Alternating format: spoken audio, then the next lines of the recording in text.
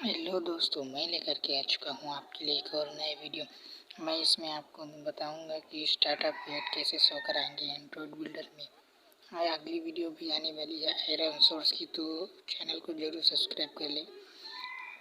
जैसा कि आप देख सकते हैं, इसमें कोर को डालना बहुत ज़रूरी होता है। जो इस नेटवर्क का यूज़ करेंगे उस नेटवर्क का कोर, इसमें ब्लॉक कुछ इस प्रकार से है।